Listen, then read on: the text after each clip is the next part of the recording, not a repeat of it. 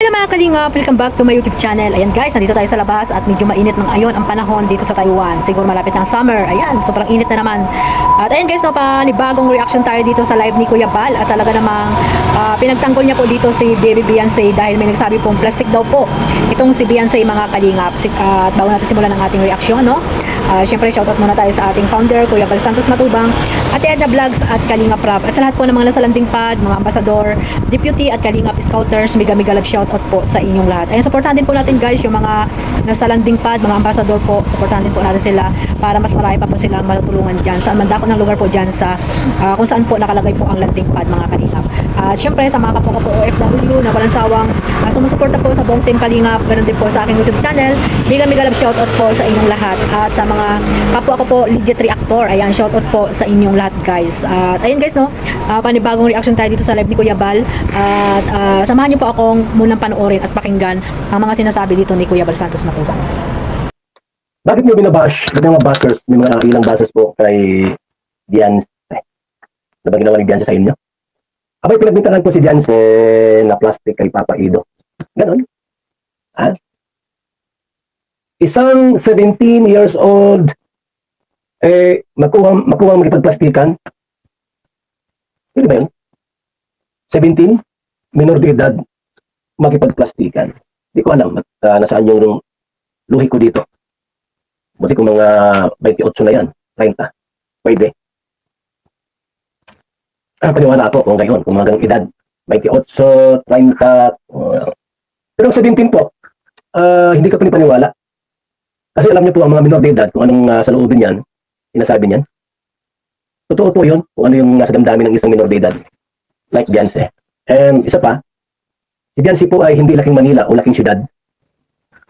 Yung community, yung barangay na kanyang kinagisnan, kinalakihan, ay isang lugar po na kung saan tahimik, payapa, walang biruan, halos walang lukuhan sa lugar na yun kasi tabing dagat, seryoso ang pamumuhay. Totoong tao, ika nga. Bakit po mayroong nagsasabi na si Beyonce po ay plastic? Ha? Maniwala ba kayo na plastic si Beyonce kay Papa Ido? Ako po hindi. So ayun mga kalingap, credit po dito kay Kuya Bal, no mga kalingap. Tayo naman narinig nyo guys ang live ni Kuya Bal na pinagtanggol niya po dito si Beyonce, no? Kayo ba naniniwala na isa si Beyonce sa plastic? Plastic daw. At ayun nga, no, na sinabi din dito na i-unsub daw si Beyonce mga kalingap. Ano na tayo niyan, no? Si Beyonce po, sa hindi siguro niya alam, no, yung nang bus, hindi talaga siya updated kasi nga sinabi niya dito na plastic si Beyonce at i-unsub daw. Sino kaya ang i-unsub mga kalingap? Si Beyonce na wala namang channel yan. So ibig sabihin hindi po siya updated dito sa EDSA, no? Sa Team Kalingap hindi po siya naka-update, no? Pumunta lamang para pumambas. Hindi natin alam kung saan galing community yung tao na yan, no? Pagkakaalam ko lalaki pa ang nagsabi guys, no? Lalaki pa mga Kalingap ang nagsabi. Grabe guys ang mga buzzer talaga kung ano-ano na lang ang pinagko-comment, no mga Kalingap. Sana guys wag gano'n, no? Dahil si Beyonce po 17 years old pa lang po yan at hindi naman po siguro sinasabi yung plastic po dito kay Kalingap Edo, no? Dahil lamang sa hindi napasalamatan ay marami na kayong sinasabi dito kay Baby Beyonce mga Kalingap. Sana guys wag, no? Kasi po kayo po yung sumusuporta po dito sa EDSA. Dapat po wag po natin silang sabihan ng kung ano-ano. Dapat po tayo po, sabi ko nga, tayo yung magiging inspirasyon nila dahil tayo po yung nakakatanda, no? Dito kay Beyonce, samantalang si Beyonce ay 17 years old tapos tayo pa yung una magsasabi sa kanila ng mga negative comment mga Kalingap. Para na nating mga anak yan, no? Yung mga Kalingap Angels, para na nating mga anak yan. Grabe naman yung mga sinasabi nyo guys, no? Hindi na kayo naawa sa sa sarili nyo.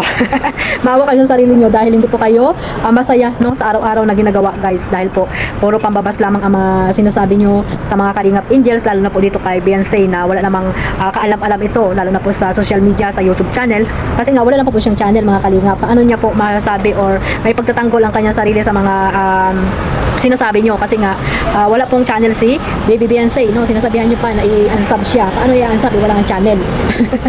So no, sa maliit na dahilan lamang ay nakakapagsabi kayo na kung ano-ano dito kay Baby Beyonce. Samantalang humingi na po siya ng sorry dito kay Kalingap Edo. Si Kalingap Edo po malawak ang pangunawa niyan. Kahit na po hindi siya pasalamatan ni Baby Beyonce, ay alam niya naman na lagi-lagi naman sila magkasama mga Kalingap. Sana ganun din po kayo, no? Lawakan po ang inyong pangunawa. Hindi po lagi pong pambabas po ang ginagawa niyo dito sa mga Kalingap Angels. Pringles. Isa na po dito kay BBBNC. Sinasabihan nyo ng plastic. Baka kayo po ang plastic, no? Kayo ang plastic. Kasi nga, pupunta lang kayo dito sa Team Kalinga para mambas. Mga ano kayo, supporters na nagpipiling supporters lang, no? Nagkukulwaring supporters lang, pero hindi naman. At ayun ang ginagawa nyo, puro pampabas ang ginagawa nyo dito sa mga Kalinga Pringles. Sana guys, wag. Lalo na po yung mga supporters ng EDSA, no?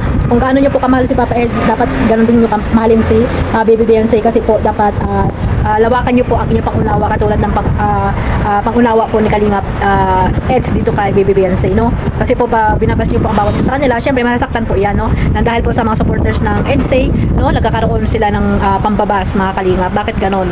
Dapat po hindi, kasi nga sila po yung mga sinusuportahan natin, ina-idolize natin, pero makagawa lang ng kunting pagkakamali ay kung ano-ano na po ang mga sinasabi nyo. Dapat po tigilan nyo na yan, mga Kalingap. Suportahan na lang po natin ang tambalang EDSA, no? Lalo na po ang channel ni Papa Eds, no? Suportahan nyo po para mas marami pa siyang matutulungan na nangangailangan po dito sa saan man lugar po dyan sa sa Bicol, mga Kalinga. At syempre, no, at napabahaya na nga si Baby Beyonce at napakalaking tulong po niya sa kanilang pamilya. Lalo na po kay Beyonce, no, sabi niya nga nakaalis na sila doon sa tabi ng dagat, no. Nang dahil sa kay Kalinga Prab, kay Kuya Bal, ayan, nabago po ang kanilang buhay. At syempre sa mga mababait na at tahimik na sponsor po ng EDSA. Marami pong salamat sa inyo sa pagsuporta ninyo po dito kay Baby Beyonce. Sana guys, no, yung mga buzzer dyan, maging masaya na lang po kayo kung ano man yung natanggap nilang blessing ng mga Kalingap. At syempre yung suporta nyo, sana ay hanggang dulo, no? Suportahan po natin ang EDSA. So hanggang dito na lang po. Maraming pong salamat sa suporta ninyo sa aking maliit na YouTube channel, Kalingap Live.